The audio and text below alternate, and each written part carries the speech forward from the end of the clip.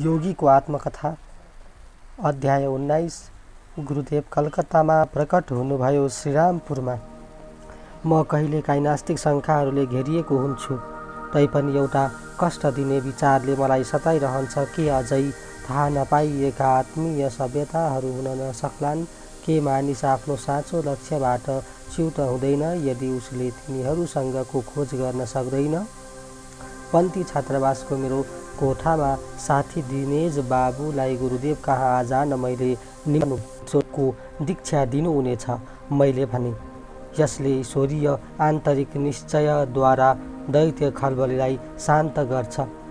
त्यो साँझ दिजेन बाबु मसँग आश्रममा आए। गुरुदेवको उपस्थितिमा मेरा साथीले यस्तो आध्यात्मिक शान्ति पाए कि उनी बरोबर आश्रममा आउन थाले। दैनिक जीवनका तुच्छ क्रियाकलापहरूले हाम्रा गम्भीर आवश्यकताहरूलाई सन्तुष्ट गर्न सक्दैनन्। ज्ञानका निम्ति मानिसमा नैसर्गिक भोक रहन्छ। श्रीकृष्णजीको वाणी सुनेर दिजेन बाबु खोक्रो नश्वर जीवनका ठाउँमा आफूभित्र सच्चा आत्माको खोजी गर्न प्रेरित भए। दिजेन र म दुवैजना श्रीराम कलेजमा बिएमा पढ्दै थियौँ। त्यसैले हामीहरू कक्षा सिद्धिने बित्तिकै सँगसँगै हिँडेर आश्रम जाने बानी परिसकेको थियो। श्रीकृष्णजीलाई दोस्रो तलाको बाल्कोनीमा उभिएको हामीहरू अक्सर देख्थ्यौँ। हामी आएको देखेपछि मुस्कुराएर स्वागत गर्नुहुन्थ्यो। एक दिन दिउँसो आश्रमवासी कनाईले हामीलाई ढोकैमा निराशाजनक समाचार सुनाए। गुरुदेव यहाँ हुनुहुन्न, उहाँलाई एउटा जरुरी बोलाहट आएकोले कलकत्ता जानु पर्यो। अर्को दिन मैले गुरुदेवबाट एउटा पोस्ट कार्ड पाएँ। म बुधबार कलकत्ता हिँड्छु। उहाँले लेख्नुभएको थियो, तिमी र दिजेनले श्रीरामपुर स्टेसनमा 9 बजे भेट्नु। बिहान 8:30 बजेतिर श्रीकृष्णजीको मानसिक सन्देश टेलिप्याथी मेरो दिमागमा आयो। म आउन ढिलो हुन्छ, 9 बजेको ट्रेनमा लिन नआउनु। मैले दिजेनलाई यो ताजा समाचार सुनाएँ। उनी जानलाई लुगा लगाएर तयार भइसकेका थिए। तिमी र तिम्रो अन्तर्बोध, मेरा साथीको आवाजमा उपेक्षा भरिएको थियो। म गुरुजीको लिखित सन्देशमा विश्वास गर्छु। मैले आफ्नो टाउको हल्लाएर निश्चयपूर्वक बसेर रिसले भुतभुताउँदै दिनेश बाहिर गएर ढोका जोडले बन्द गरिदिए। कोठा अँध्यारो भएकोले म गल्लीतिरको झ्याल नजिक आएँ।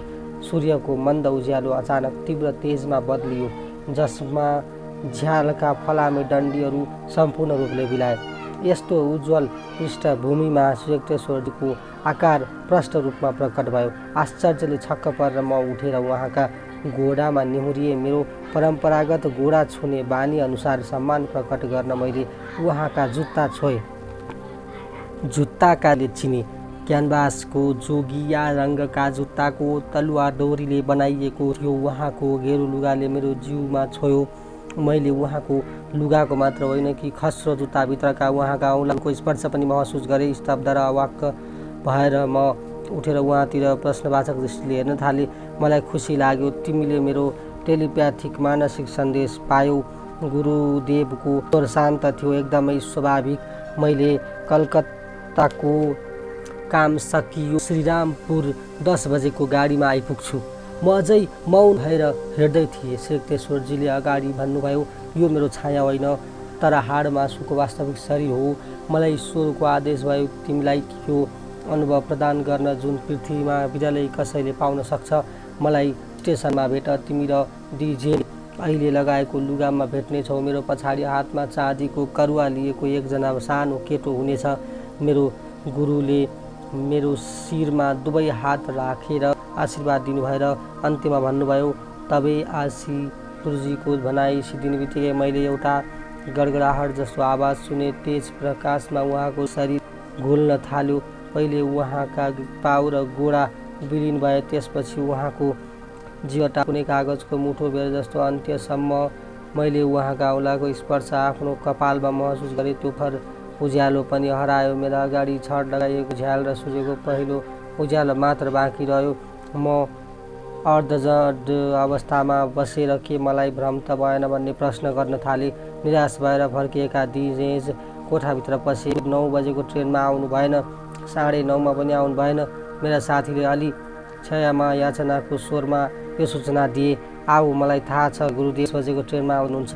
उनले विरोध गर्दा गर्दा नि मैले दिनेशको हाततिर तान्दै आफूसँगै लगे। 10 मिनेटमा हामी स्टेसन पुग्यौँ जहाँ ट्रेन बिस्तारै अड्डिन लागेको थियो। पुरा ट्रेन गुरुदेवको आवाजले प्रकाशित छ। ऊ त्यहाँ हेर, त्यहाँ हुनुहुन्छ।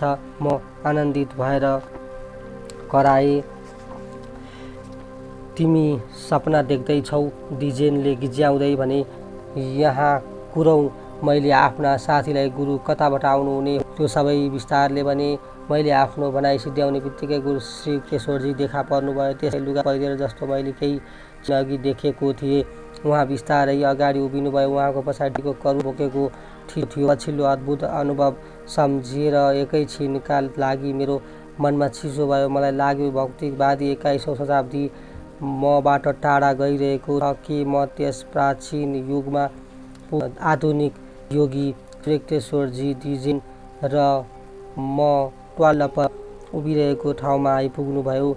अनि गुरुदेवले हाँसेर मेरा साथीहरूलाई भन्नुभयो, मैले तिमीलाई पनि सन्देश पठाएको थिएँ तर तिमीले ग्रहण गर्न सकेनौ। डिजेन चुपचाप थिए तर मतिर सन्देहले हेरे। गुरुलाई आश्रममा पुर्याएपछि म र मेरा साथी श्रीरामपुर कलेजतिर लाग्यो। डिजेन बाटामा अडिए। उनको रोम रोमबाट रिस झल्किरहेको थियो। गुरुदेवले मलाई समाचार भयो, तिमीले त्यसलाई लुकायौ। तिमीले स्पष्टीकरण दिनुपर्छ। तिम्रो मानसिक ऐना अस्थिर रूपले यताउति हल्लिन्छ र गुरुदेवको निर्देशन पाउन सक्दैनौ भने म के गरौँ? मैले जवाफ दिएँ। उनको अनुहारबाट रिस हराए। तिम्रो भनाइ बुझे, उनले पछिल्लो मान्दै भने। तर कृपया मलाई भन, तिमीले करुवा बोकेको ठिटोबारे कसरी थाहा पायौ? त्यो बिहान छात्रावासमा गुरुदेव प्रकट हुनेको दिव्य कथा सुनाउन सिध्याउन हामी श्रीरामपुर कलेज पुग्यौँ। हाम्रा गुरुदेवको शक्तिको विवरण सुनेर अनुभव गर्छु, संसारको कुनै पनि विश्वविद्यालय खाली शिशु पाठशाला झै छ, डिजेनले भने। मलाई हेरेर अनि सुनेर साथुने दर्शक तथा श्रोताहरूमा आज हामीले योगीको आत्मकथाको अध्याय 19सम्म आइपुगेका छौँ र अब हजुर समक्ष 20 भाग लिएर पनि हामी आउने छौँ। तर हजुरले हाम्रो यो च्यानल सब्सक्राइब गर्नुभएको छैन भने सब्सक्राइब गर्न नबिर्सनुहोला र मन परेको छ भने हाम्रो च्यानललाई सब्सक्राइब मात्र गरेर हुँदैन, सेयर पनि गरिदिनु पर्ने छ। हजुरहरूले कमेन्ट गर्न सक्नुहुनेछ के कस्तो लागिरहेछ। मैले यो अडियो बुक पढिरहँदाखेरि, योगीको आत्मकथा पढिरहँदाखेरि हजुरहरूलाई कस्तो चाहिँ लागिरहेको छ, कतिको सुन्न इच्छा गरिरहनु भएको छ। हजुरहरूको सल्लाह सुझावहरूका लागि म एकदमै पर्खिरहेको छु र सल्लाह सुझाव योभन्दा अगाडि पनि दिइरहनु भएको छ र अझै पनि दिइरहनुहुनेछ भन्ने आशा गर्दछु। र यो किताब पछाडि, योगीको आत्मकथा पछाडि हजुरहरू कुन चाहिँ किताब मबाट वाचन भएको सुन्न चाहनुहुन्छ त्यो पनि कमेन्ट गर्दै गर्नुहोला। यो चाहिँ किताब अलिकति गाह्रो, पढ्नलाई असाध्यै अलिकति गाह्रो छ यो अरूभन्दा, त्यस कारणले गर्दा मात्र यसमा अलिकति टाइम लागेको हो। जस्तो भए त्यस्तै गरेर पढेर पनि नहुने, एकदमै पहिला आफूले एकचोटि पढिसकेर फेरि यसलाई चाहिँ मैले रेकर्ड गराउने गरेको छु, त्यस कारणले गर्दा अलिकति टाइम लाग्छ मलाई। आजको भाग अलिकति छोटो भएकोबाट अलिकति छिटै सकियो। त्यसैले पनि हजुरहरूलाई आज अलिकति जानकारी दिउँ भनेर थप जानकारी दिँदैछु र यो भिडियोहरू डाउनलोड गर्ने काम चाहिँ अलिकति बन्द भएको छ, त्यसको लागि धेरै धेरै धन्यवाद छ। अनलाइनबाटै हेरिदिनु होला र सक्दो सेयर गरिदिनु होला। त्यस पछाडि हजुरले सब्सक्राइब गर्नुभएको छैन भने सब्सक्राइब गरिदिनु होला। आजको लागि यति नै। अब हामी भाग 20 लिएर आउने नै छौँ। अलिकति छोटो छोटो हुँदै रहेछ भागहरू। सकेसम्म म दिनमा बिहान 7 र 7:45 र 5 बजे दुईटै टाइममा मैले हाल्ने कोसिस गरिरहेको छु र यो अडियो बुक चाहिँ हजुरहरूलाई अलिकति कन्फ्युज लाग्न सक्ला कि बेलुका 5 बजे कि बिहान 7:45 बजे, यो दुईटै टाइम मात्रै एउटा टाइममा आउने हो र सकेसम्म चाहिँ मैले यो दुईटै टाइममा हाल्ने कोसिस पनि गरिरहेको छु। आजको भाग अलिक छोटो छोटो छ, अर्को 20 भाग पनि छोटो छोटो छ, त्यस कारणले गर्दाखेरि सकिन्छ कि एकै दिनमा दुईवटा भाग अपलोड गर्न भन्ने कोसिस पनि गरिरहेको छु। आजको लागि यति नै। हस्त नमस्ते। हामीलाई सब्सक्राइब गर्न चाहिँ नबिर्सिनु होला है त। See you next chapter. Autobiography of a Yogi. Thank you.